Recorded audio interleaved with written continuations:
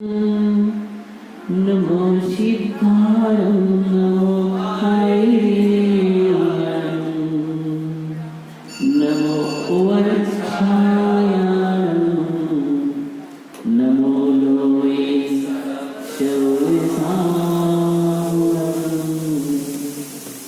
सरस्वती नमस्तुभ्यं वरदे कामरूपिणे विद्यारम्भ करिष्यामि सिद्धिर्भवतु मे सदा गुरुवत्यामयं सार्धं दीपद्युतैवर्तिनां वन्दामहि त्रिसङ्ख्योने नवकोटिमुनीश्वरा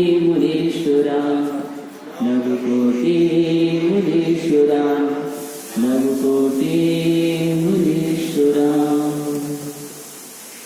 अनंत सिद्ध परमेश्वरी भगवान की देवादिदेव खजराट मूलय भगवान महावीर स्वामी देवादिदेव खजराट चिंतामणि पार्श्वनाथ भगवान की परम इष्ट शांतिनाथ भगवान की परम पूज्य आचार्य भगवान कुंद स्वामी की परम पूज्य आचार्य भगवान गणाचार्य गुरुदेव वीराज महाराज के परम पूज्य आचार्य भगवान विशुद्ध सागर के मुनिराज की ढाई दिन में विराजमान नीलकम 9 कोटि मुनिराजों की द्वादशाम जिनवाणी माता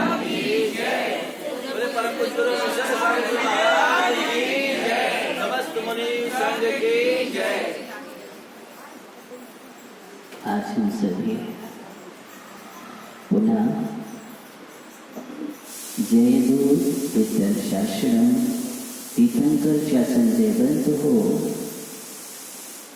एवं उनकी पावन पवित्र देशना सभी के लिए कल्याणकारी हो। इस पुनीत भावना के साथ हम पुनः तत्व ज्ञान में प्रवेश करेंगे, क्योंकि तत्व ज्ञान जीवन के लिए बहुत जरूरी है।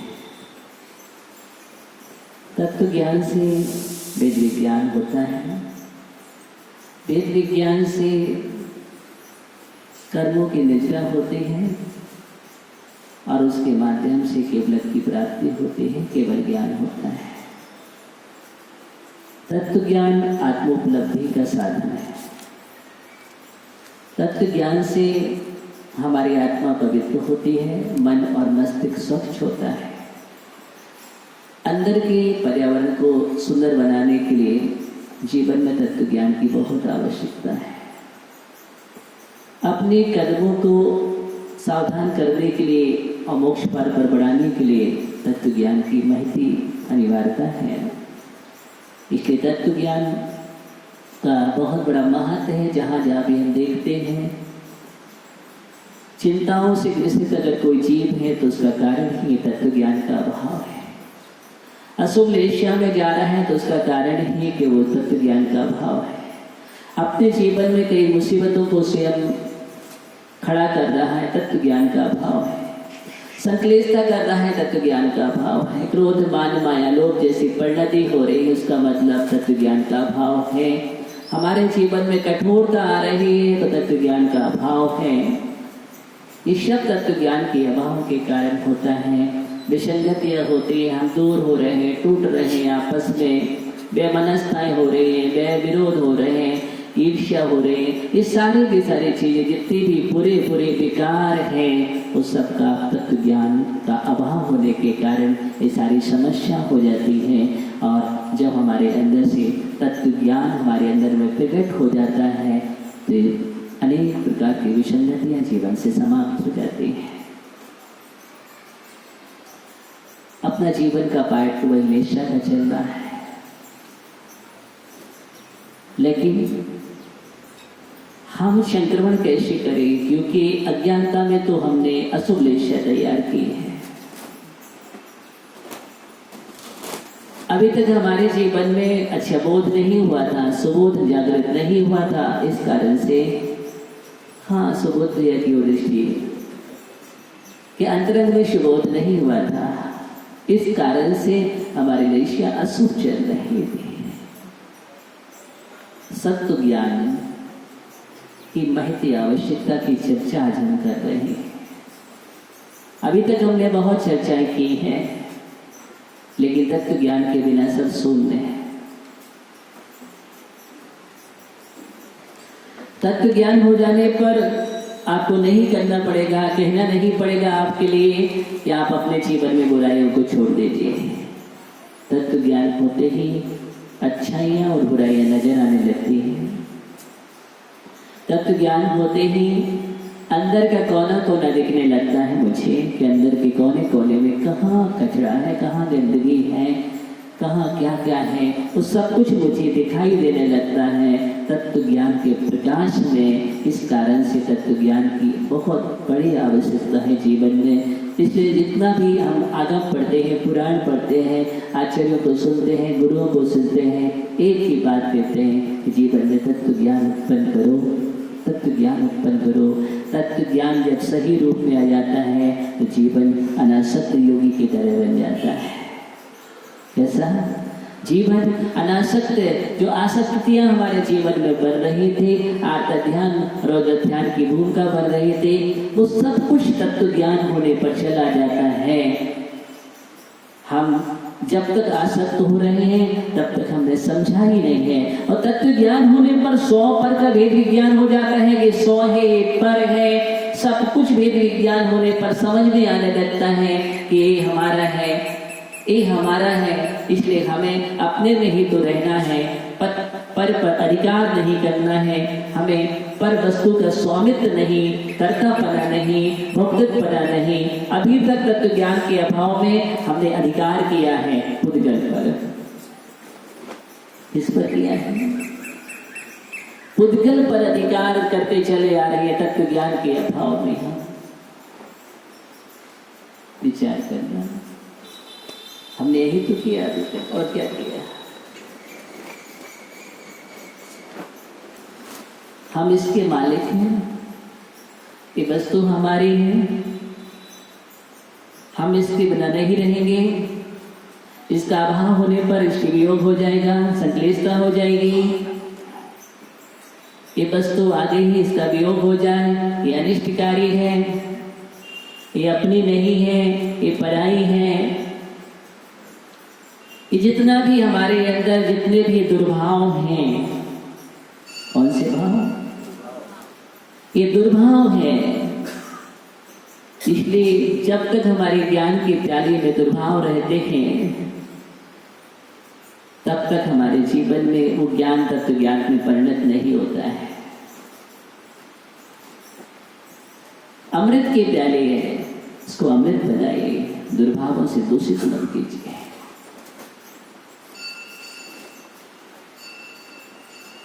हमें अपने आत्मा के प्रदेशों से दुर्भावों को पृथक करना है।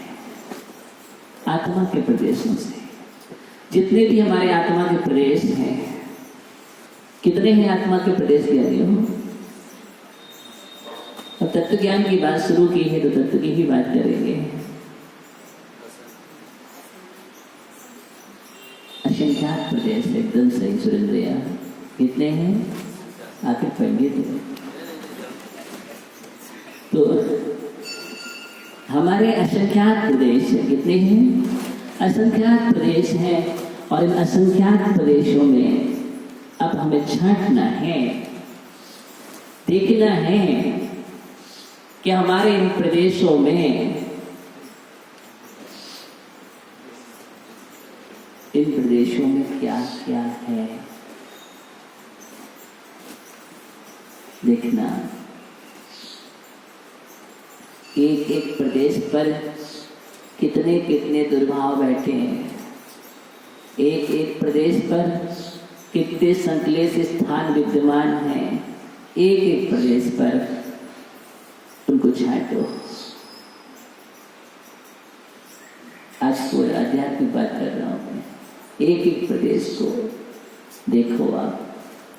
अभी तो आप प्रदेश को देखते हैं, प्रदेश को नहीं देखते हैं। कभी देश दिखता है, कभी प्रदेश दिखता है, लेकिन आत्मा का देश दिखाई नहीं देता कि आत्मा के भी तो प्रदेश है ज्ञानियों। उस आत्मा के प्रदेशों में भी मुझे हेर उपाधि का विज्ञान जागृत करना है। सुशील भैया ज्ञानी आत्मा के प्रदेशों में मुझे देखना है, और वास्तव में देखा जाए तो यही सही तत्व ज्ञान है। हम तत्व ज्ञान के प्रकाश से देखते हैं, हम अभी बाहर देखते हैं, और बाहर जब देखते हैं प्रकाश में तो हम देखते हैं कि इस पंडाल के अंदर कहाँ कहाँ गंदगी है, कहाँ कुछ कचरा तो नहीं है, और हम तत्काल बोलते हैं यहाँ से कचरा साफ करो, अच्छा नहीं लगता। यहाँ सभी लोग तो बैठते हैं, सभी लोग क्या कहेंगे? कहेंगे ना। हमें कहीं भी गंदगी नजर आती है तो सुरेंद्र भैया बोलते हैं कि गंदगी अच्छी नहीं है। आप भी तो अपने भवन में कहीं गंदगी दिखते हैं तो आप क्या बोलते हैं? शांतिलाल जी, वो शांति से बोल रहा है,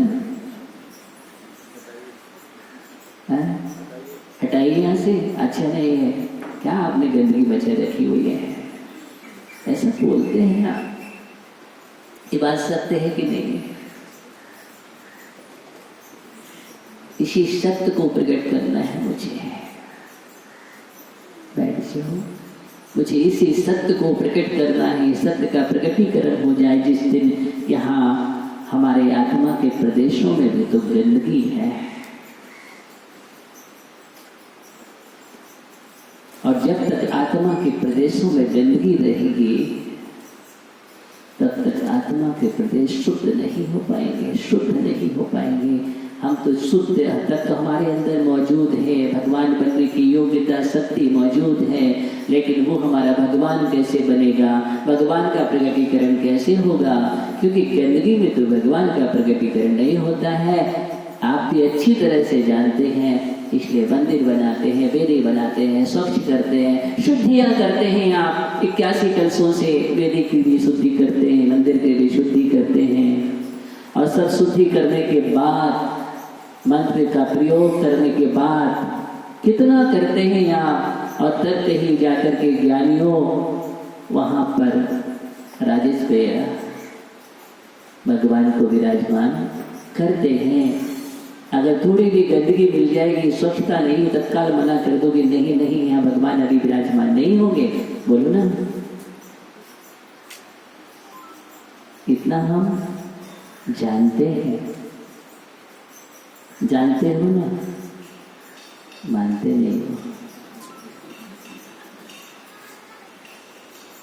जानना अलग है और मानना अलग है। बहुत सारी चीजें हम जानते हैं, लेकिन तत्व ज्ञान सिर्फ जानकारी का नाम नहीं है। ज्ञानी राजेश भैया विराजो, तत्व ज्ञान सिर्फ जानकारी का नाम नहीं है।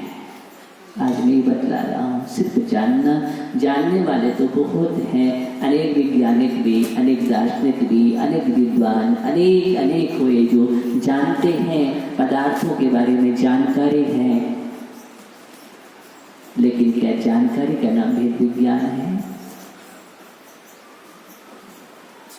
जानकारी का नाम भेद विज्ञान नहीं है।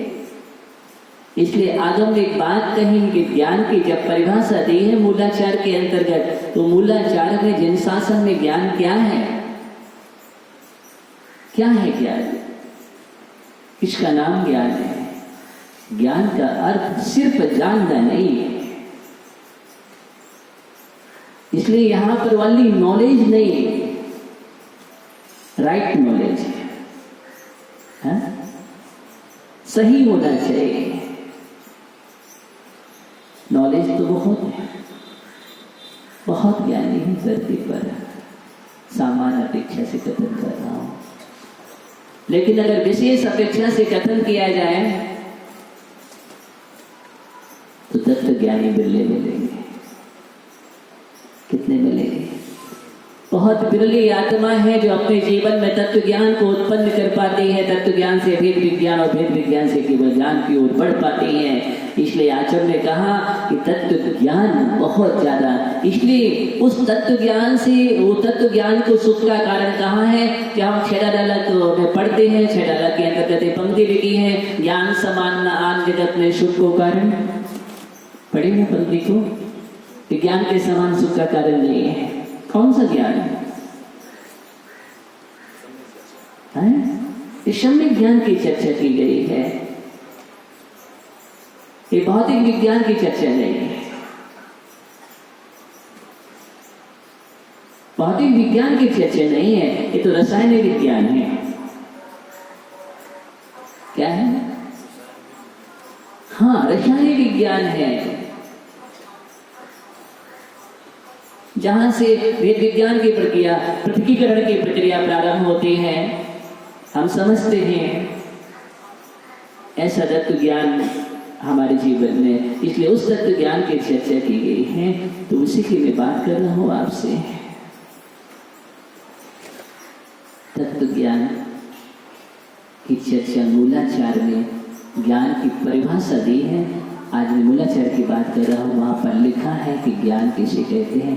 जिन शासन में ज्ञान क्या है? जैन तच्चम विभुज्जैन, जैन चित्तम निरुच्छति, जैन अत्ता विशुद्धैन तम नाणम जिन शासते। तीन विशेषण के द्वारा समझाया है। तीन विशेषण। पहला विशेषण दिया है जिसके माध्यम से तत्व का बोध होता है। तत्व का बोध होता है।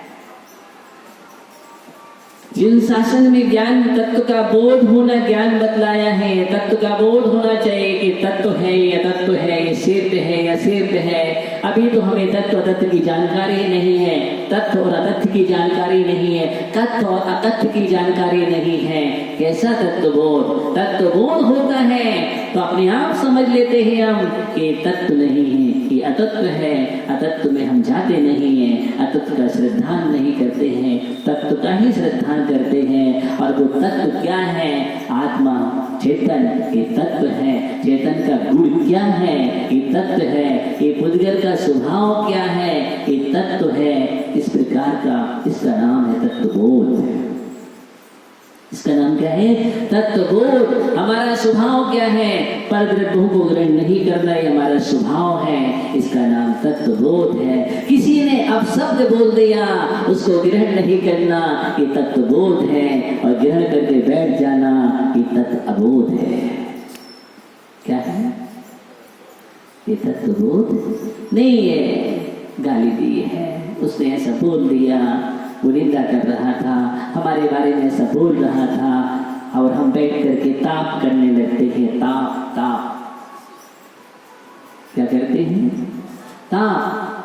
तो तपने लगते हैं ताप में, और इतना तपते हैं कि असातावेदी का आश्रव कर बैठते हैं। असातावेदी के आश्रव में भूल मत जाना, सूत्र तो वो चल रहे हैं, चलते रहे, मत भूलना। दुख शोक तापाक्रंदन, दुख शोक ताप की ओर बढ़ गए हैं।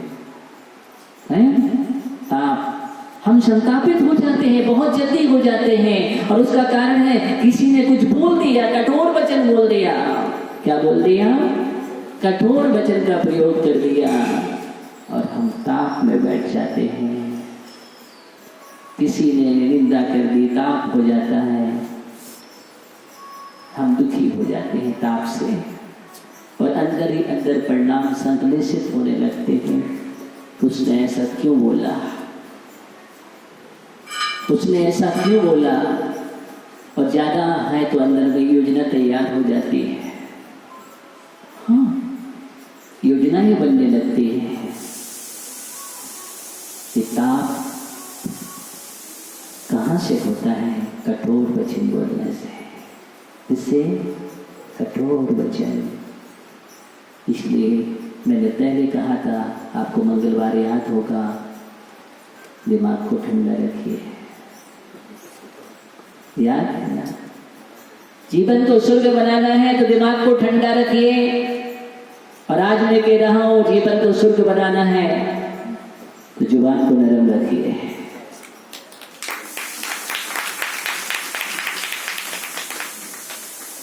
दूसरा सूत्र है, जुबान को नरम रखिए। जुबान गर्म हो गई थी, इसलिए ताप हो गया था।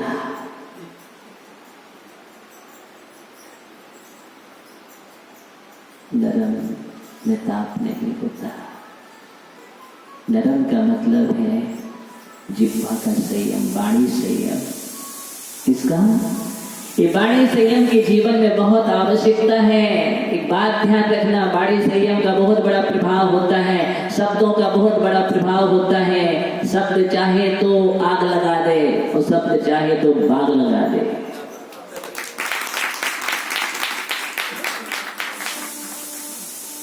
हाँ, जिह्वा है, जिह्वा में अमृत बसे विस्मिता के पास, एक बोले तो लाख लेखते लाख विनाश। हाँ, इसके अंदर अमृत भी और विष भी है, लाखों का संगार भी कर सकता है, लाखों को एक साथ जोड़ भी सकता है। इसके अंदर वो सामर्थ्य होती है, इसलिए जिह्वा कठोर नहीं होती है। जिह्वा कैसे होती है? मुलायम होती है। लेकिन तुम क्या करते हो? जिह्वा को नरम जो होती है कठोर कर लेते हो, और कठोर करने का परिणाम क्या होता है? ताप हो जाता है। याद हो गया? इसलिए जिह्वा में कठोरता नहीं आना चाहिए। वाणी संयम, आगम में लिखा है कि वाणी का संयम बहुत जरूरी है। अगर वाणी का संयम नहीं रखा जाएगा तो महाभारत तैयार हो जाता है। घर घर की महाभारत वाणी असंयम से होता है। किससे होता है? वाणी असंयम से महाभारत तैयार हो जाते हैं। आपस में मधुर संबंध बिगड़ते हैं तो बुरा संबोधन से। इसलिए संबोधन जीवन में बहुत आवश्यक है। संबंधों को मधुर रखना है तो अच्छा संबोधन करो। क्या करो? अच्छा संबोधन करो। अच्छा संबोधन से संबंध मधुर रहते हैं, अथवा रिश्ते भी रिस जाते हैं। क्या हो जाते हैं? रिश्ते भी रिस जाते हैं। और जितनी भी रिश्ते हैं उसका कारण यही है, संबंध टूटते हैं, बिखर जाते हैं, आपस में मैत्री भाव समाप्त हो जाता है, हार्दिकताएं समाप्त हो जाती है। उसका कारण वाणी असंयम। इसलिए तत्व ज्ञान नहीं है। वाणी संयम क्यों आया? ज्ञान नहीं, तत्वबोध नहीं है। तत्वबोध तो वाणी में संयम नहीं आएगा, क्योंकि जहां तत्वबोध होता है वहां पर आगम कहता है हित मित प्रिय वचन बोलो। क्या बोलो? हित बोलो, मित बोलो, प्रिय बोलो। जहां हितकारी, मितकारी और प्रिय वचन बोले जाएंगे ज्ञानियों, वहां पर कभी भी बिखराव नहीं होगा। ये तत्वबोध है। क्या है? यही तत्वबोध है। वाणी का संयम। एक शब्द बोलने से क्या हुआ? सबको याद है, हमको बतलाने की जरूरत नहीं है, सभी को याद है, सब जानते हैं कि महाभारत तैयार हुआ था। वहां महाभारत तैयार हो चुका है, लेकिन हम क्यों महाभारत तैयार करते हैं? ये बात हमें सोचना है कि हमारे द्वारा कोई महाभारत तैयार ना हो। ये तत्व ज्ञान है। इसके द्वारा हमारे द्वारा महाभारत तैयार नहीं होना चाहिए, क्योंकि अक्षौणी सेना विनाश हो जाती है। कितनी अक्षौणी सेना तैयार हो जाती है और विनाश हो जाती है। इसलिए हमें अपने जीवन में जुबान को नरम रखना है। जुबान को नरम रखना है। प्रकृति ने जो जिस प्रकार व्यवस्था की गई, उस व्यवस्था को भंग क्यों करते हैं आप लोग?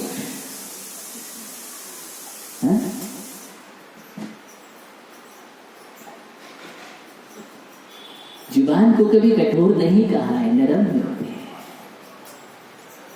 आप कठोरता लाते हो जीवन में? नहीं, कठोरता नहीं जीवन में। इसी बात को तो मुझे समझना है। ये जीवन में सूत्र हमारे जीवन में आ जाए कि जुबान अगर कठोर हो जाती है, चुभती है। क्या होती है? चुभ जाती है। इसलिए मधुर वचनों का प्रयोग करो। मधुर वचन औषधि के समान कहे गए। कैसे कहे? मधुर वचन औषधि के समान है, कटुक वचन तीर है। क्या है? तीर। तीर तीर जैसा चुभते हैं। इसलिए वाणी को बीड़ा बनाओ, बाण नहीं। वाणी को बीड़ा बनाओ। बीड़ा की झनकार हर कोई पसंद करता है। करता है कि नहीं करता है? सुबोध भैया, है ना? जब बीड़ा बजती है तो सब अच्छा लगता है। और बाण चलते हैं,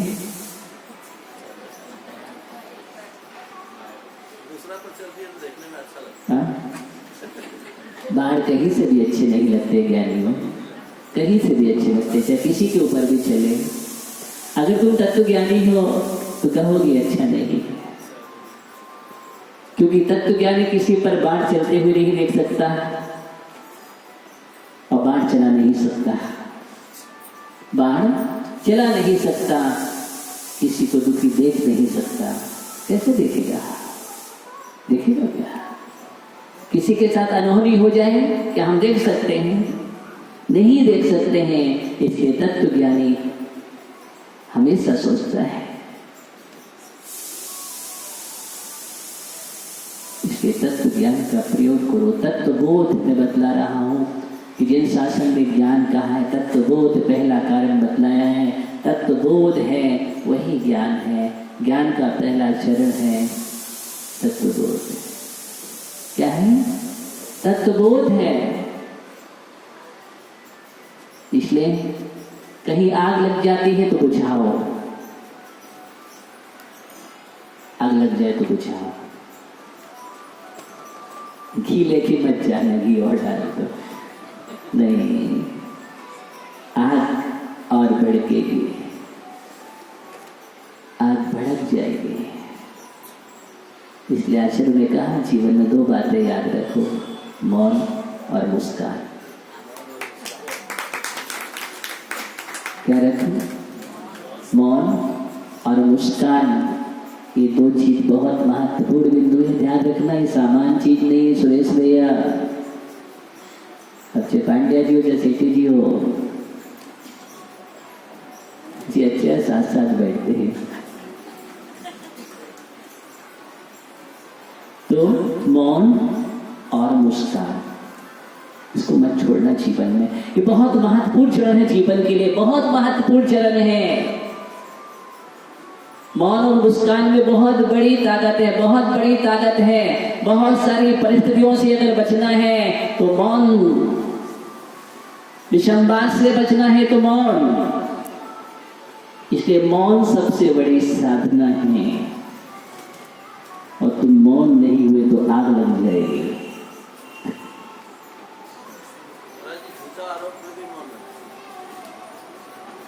कोई बात नहीं, वहां भी मौन सबसे बड़ी साधना है। मौन साधना है, साधना है। मौन तो एक साधना है।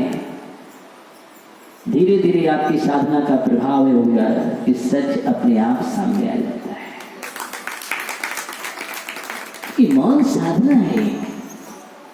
योगियों ने मौन साधना की। जब मौन से केवल ज्ञान हो सकता है ज्ञानी को, छोटी मोटी चीजों की क्या बात कर रहे, केवल ज्ञान।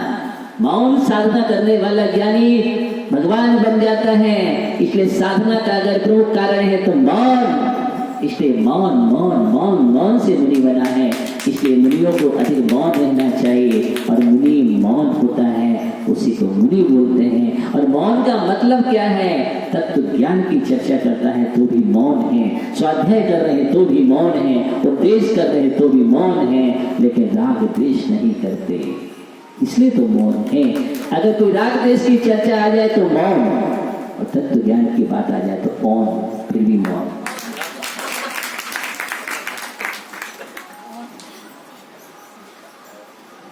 तो मौन, बैठ जाओ।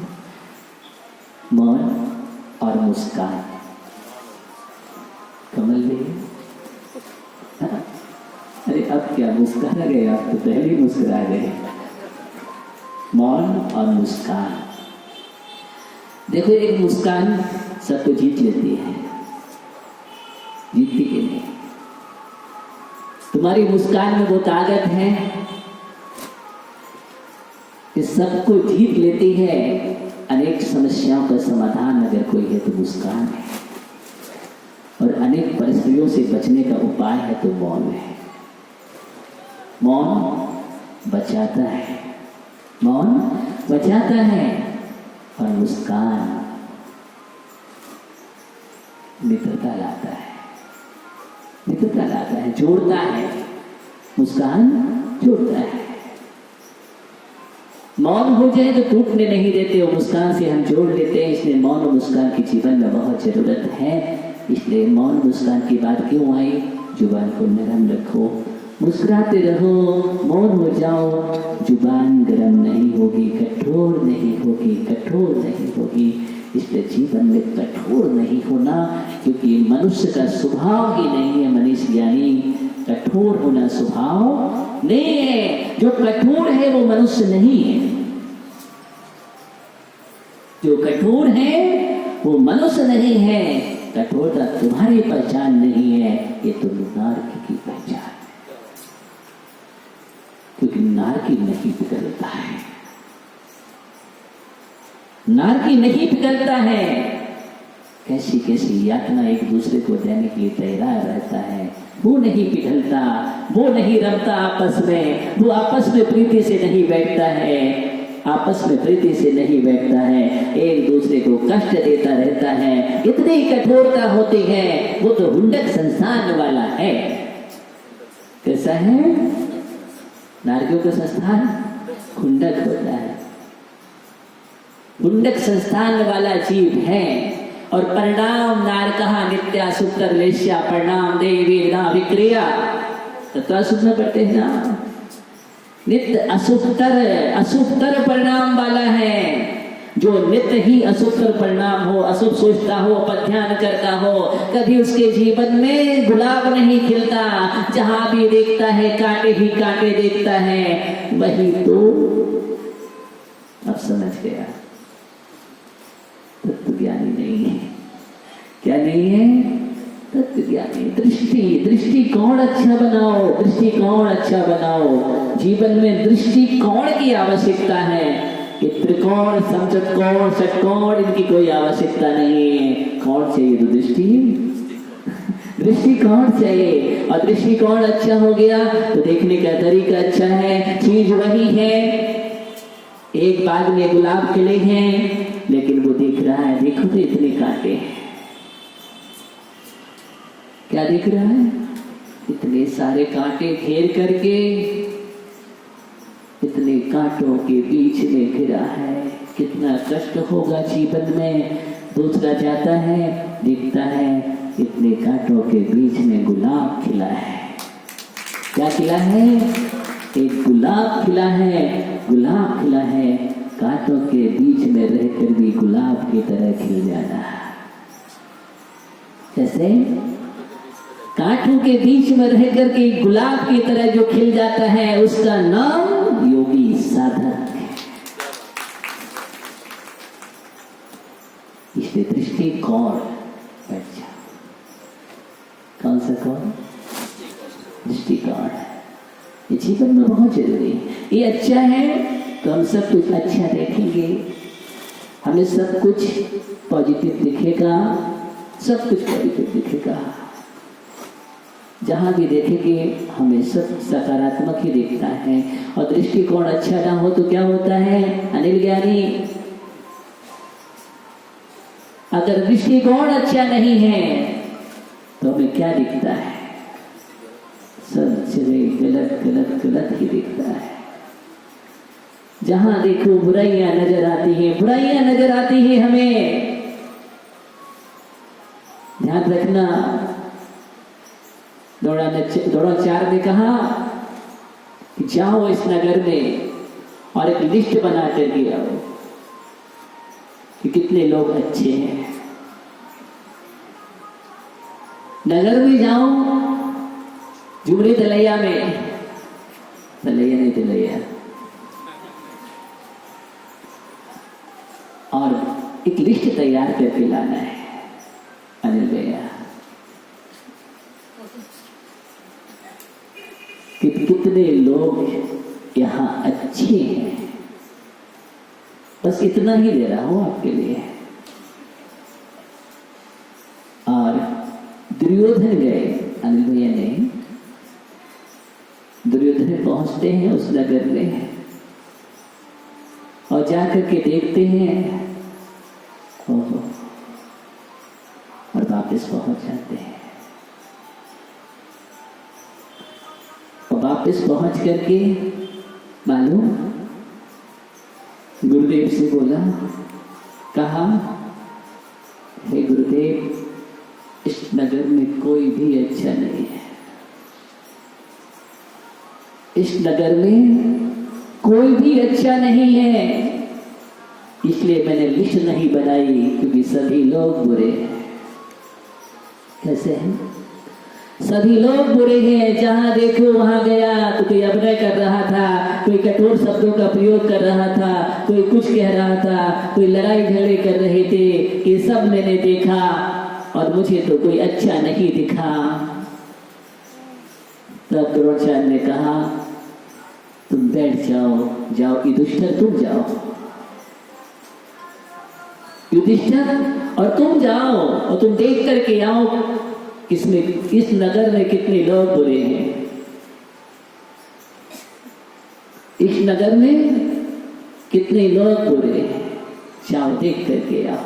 दिलीप भैया, कितने लोग बुरे हैं देख करके आना है। कि नवीन को सहयोगी बनाकर ले जाना और क्या, ये तो क्या मीडिया की बारी है, जनसंपर्क अधिकार क्या है, जनसंपर्क भी, हाँ ये संपर्क बहुत जल्दी कर लेगा ना, इसलिए मैं कह रहा हूं। वहां पर जब युधिष्ठिर जाते हैं और पहुंचे और पहुंच करके वापिस आए और गुरुदेव से कहा, गुरुदेव क्षमा करना, लिस्ट तैयार नहीं हुई। वे क्यों, क्या बात है, मैं लिस्ट कैसे तैयार करता राज भैया, कैसे लिस्ट तैयार करता, क्योंकि इस नगर में तो बहुत बड़े बड़े राज हैं।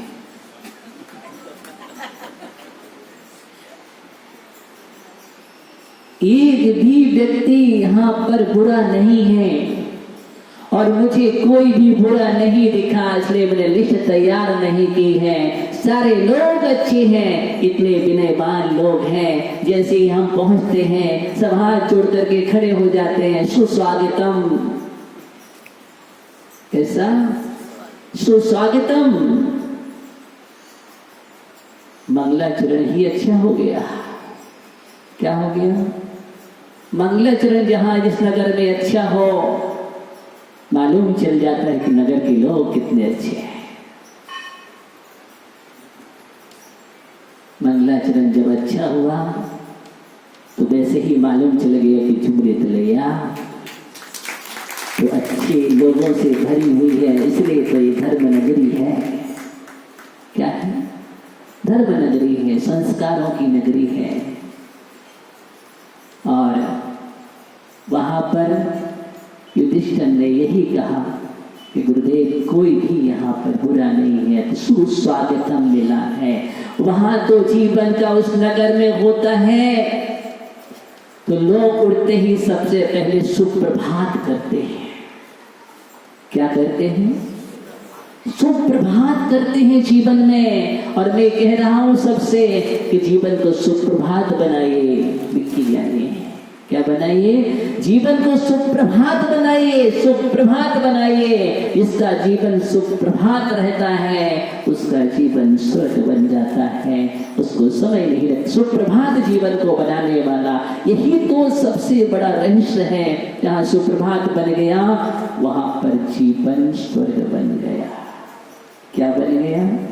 जीवन स्वर्ग बन जाता है। सुप्रभात का मतलब समझते हैं? अगर हम सुप्रभात को विच्छेद करें तो क्या होगा? हाँ, ध्यान रखो। सुप्रभात शब्द कह रहा है, सु माने सुंदर, सु माने जीवन को सुंदर बनाइए, अच्छा व्यक्तित्व बनाइए, और प्रा माने हमेशा प्रसन्न रहिए, प्रसन्न रहिए, और भा माने भाग्यशाली बनो, भा माने भाग्यशाली बनो, और सु प्रभात, माने तनाव मुक्त रखो, सुंदर बनाइए, प्रसन्न रहिए, भाग्यशाली बने और तनाव मुक्त रहिए। यही तो जीवन का सबसे बड़ा सुप्रभात है। और ये सब कुछ तुम्हारे जीवन में बन गया, हो गया, तो समझ लेना हमारा जीवन स्वर्ग बन गया, स्वर्ग बन गया। बस इसी बात को मुझे समझना है। तो युधिष्ठिर की दृष्टिकोण, इसका युधिष्ठिर का दृष्टिकोण बनाइए, दुर्योधन का नहीं। क्योंकि दुर्योधन जहां भी देख रहा था वहां बुराई दिख रही थी, अच्छा एक भी व्यक्ति नजर नहीं आया। और युधिष्ठिर ने जहां देखा वहां कोई बुरा नजर नहीं आया। दृष्टि, इसका नाम सम्मिल दृष्टि है। सम्मिल दृष्टि जहां देखता है वहां अच्छाइयों को देखता है, उसके लिए कहीं भी कोई बुरा नजर नहीं आता है, कोई भी बुरा नजर नहीं आता। कहीं ना कहीं गुण है, कहीं ना कहीं गुण है। जब वो गुणों को ही देखता है, यही कारण वो गुणों से लबालब बन जाता है। और दुर्योधन जैसे दृष्टि वाला जीव जहां देखता है वहां पर बुराई बुराई नजर आती है। इसलिए तो दुर्योधन है वो। क्या है? जहां दृष्टि जिसकी दूषित थी, इसलिए दुर्योधन कोई पसंद करता है क्या? किसी का नाम रखते हो क्या? अब कोई कदाचित एक आध अब बात हो जाए तो नहीं कह सकते, लेकिन दुर्योधन तो कोई नाम पसंद नहीं करता है, कोई पसंद नहीं करता है। क्यों नहीं करेगा? कोई पसंद नहीं करेगा। ज्ञानियों, आपका समय हो गया। वो वहां गड़ी वाला तो जीवन की बात कर रहा था। बैठ से ये सभी लोग कितने अच्छे लोग हैं, देखो। हाँ, अब बतलाइए कहाँ आप देखेंगे, किसको देखेंगे? इसलिए युधिष्ठिर की दृष्टि होना चाहिए। कौन सी दृष्टि होना चाहिए? युधिष्ठिर की दृष्टि होना चाहिए।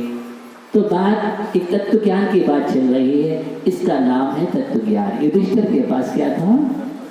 तत्व ज्ञान था। और तत्व ज्ञानी जहां भी गया वहां पर क्या दिखा? अच्छाई दिखी है। कहीं ना कहीं अच्छाई तो होती है, इसलिए हर जगह अच्छाइयों का संग्रह करो। क्या करो? अच्छाइयों का संग्रह करो। हंस बनो, हंस। क्या बनो? हंस बनो। जय कुमार जी, हंस बनो, हंस।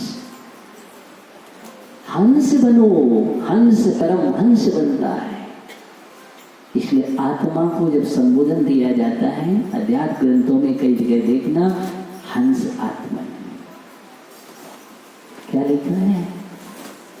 हंस आत्मन। ललित भैया, हंस आत्मन शब्द का जो प्रयोग किया है, हंस शब्द का प्रयोग किया है, हंस के अंदर बहुत अच्छे गुण होते हैं। क्या होते हैं? बहुत अच्छा गुण होता है हंस के अंदर। नील क्षीर विवेक दृष्टि अगर होती है तो वो हंस के अंदर होती है। इसलिए भेद विज्ञानी की चर्चा वहां पर की जाती है। नील क्षीर विवेक दृष्टि, हंस पीता है तो क्षीर क्षीर पीता है, नील नील को अलग कर देता है। इसको क्षीर क्षीर पी लेता है, नील नील अलग करता है। ये उसके अंदर इस प्रकार की क्रिया होती है।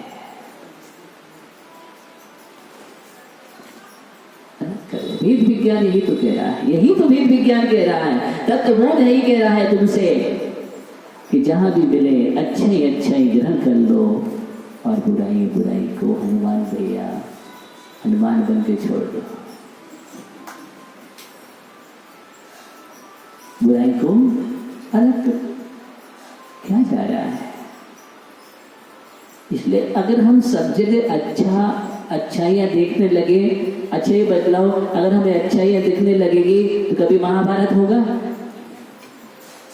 नहीं होगा। हम जानते हैं ना, इतना तत्वबोध हुआ कि नहीं? संकल्प करो ना। हाँ? क्या हम जब भी देखेंगे अच्छाई को देखेंगे? अच्छाई देखना बहुत जरूरी है जीवन में। हाँ, घर में शुद्ध बन जाएगा। हाँ, हम हमेशा डांटते रहते हैं, फटकार रहते हैं, कमियां देखते रहते हैं, बैठ जाओ। हम जहाँ देखो कमियां देखते रहते हैं, अरे तुम्हें ये नहीं आता है, वो नहीं आता है, तुम्हारे अंदर ज्ञान नहीं है, बहू भाई बुद्धू है, तुम तो बुद्धू है, तुम्हें क्या आता? कुछ भी तो नहीं आता है। क्या सीख करके आई है? माता पिता ने क्या सिखाया? एक एग्जाम्पल दे रहा हूँ, क्या सिखाया? कितना बोछार करते हैं, समझ रहे ना? जुबान को नरम रखो। क्या रखो? जुबान को नरम रखो। क्यों गरम कठोर करते हो? ये बोछार नहीं, कम से कम तुम अपने अच्छी तरह से देखो, बेटी आई है? अब हम सिखा लेंगे जो बचा है। माँ बाप ने जितना सिखाया, बाकी जो बचा ना तो आप सिखाओ ना, क्योंकि आपको अब उन्होंने तो वो घर छोड़ दिया, माता पिता का आप ही माता पिता बन गए, क्योंकि आपको ही कहा जाता है। बोलो ना, माता पिता का दर्जा किसको मिलता है? सासू माँ क्या लगा है? माँ ही तो लगा है ना। अब माँ का रोल अदा करो ना। ये बात हमें जीवन में सीख लेना चाहिए, हम माँ बन जाए। हाँ,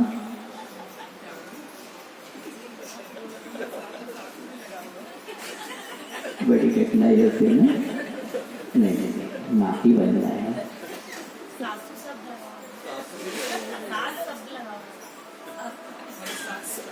माँ भी तो लगा है, पर दृष्टिकोण बदला है। अभी क्या बोला था? दृष्टिकोण ठीक रखिए, दृष्टिकोण ठीक रखिए। अच्छा कौन होना चाहिए, ऐसा नहीं होना चाहिए। नहीं, इस बात को हमें ध्यान में रखना चाहिए। यही बात मैं कह रहा हूँ कि जुबान को नरम रखिए। फोन लगा दिया पतिदेव ने, हाँ, तत्काल कैसा भेद? क्या सिखाया तुमने? कुछ भी नहीं सिखाया और भेज दिया तुमने। उसके पास तो कोई दिमाग ही नहीं है, उसके पास तो कोई दिमाग नहीं है। वहां से ससुर ने कहा, देखो भाई, ये दिमाग की तो कोई बात ही नहीं हुई थी।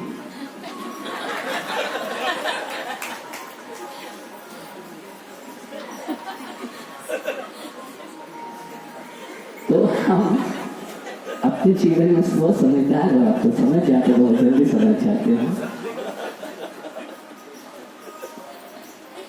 हाथ देने की बात भाई, तो हाथ देती, दिमाग की कोई चर्चा नहीं हुई थी। तो आज हमें अपने जीवन में बात सीखनी है कि जुबान को नरम रखे। वाणी संयम की चर्चा कर रहा हूँ तत्वबोध में, तो वे आचार्य भगवान ही बतला रहे थे तत्व ज्ञान क्या है। तो तत्वबोध जहाँ पर होगा वहाँ पर वाणी संयम कभी नहीं होता है। तीखे कर्कश कठोर शब्द नहीं बोलना चाहिए, ये असत्य की कोटि में आते हैं, पाप है। क्या है? ये पाप है। इसलिए हम जो भी बोले, जब भी बोले, अच्छा बोलो, हित बोलो, मित बोलो, प्रिय बोलो। प्रिय वाक्य पिताने ने जब भी करो तो वचनों में कोई दरिद्रता और कंगाल परी नहीं होना चाहिए। वचनों के तो माला माल रहो। क्या रहो? वचनों के माला माल रहो। वचनों की दरिद्रता अच्छी नहीं है, कंगालियत अच्छी नहीं है। अच्छे वचन बोलो, दुर्वचन मत बोलो, मधुर वचन बोलो। क्या बोलो? मधुर वचन बोलो। मधुर वचन से बहुत अच्छा काम बन जाता है। जहाँ भी देखो दो शब्द अच्छे बोल दो और मुस्कुरा दो। बोलो, दो शब्द अच्छे बोलने से और मुस्कान से, दो पल की मुस्कान तुम्हारी फोटो अच्छी आती है। आती कि नहीं आती? बोलो। और जीवन में मुस्कुराहट करोगे तो क्या मुस्कान तुम्हारे जीवन को सुंदर बनाएगा। क्या बनाएगा? पूरा जीवन सुंदर बन जाता है। इसलिए हम मधुर बोले। क्या बोले? मधुर बोले। ठीक है, आज इतना ही बात आपसे करते हैं। हम मधुर बोले, बाकी अभी जुबान का नरम का विस्तार कभी ना कभी कर्म करते ही रहेंगे, लेकिन गरम नहीं करेंगे। क्या? गरम नहीं करेंगे। इसलिए नरम ही रखना है। तो 2 सूत्र हमें जीवन में याद रखना है। पहला सूत्र क्या था? दिमाग को और जुबान को। ठीक है, 2 बात तो याद हुई कि नहीं हुई? कैसी हुई याद? युधिष्ठिर की तरह याद करना। कैसे? भूल नहीं जाना। युधिष्ठिर की तरह मुझे याद रखना है। बस देखना आपका जीवन अपने आप युधिष्ठिर की तरह महान बन जाएगा। इस बात को हम ध्यान में रखें। इसी का नाम तत्व ज्ञान है। ये तत्व ज्ञान हमारे जीवन में बढ़े। इसी भावना के साथ ओम नमः शिवाय।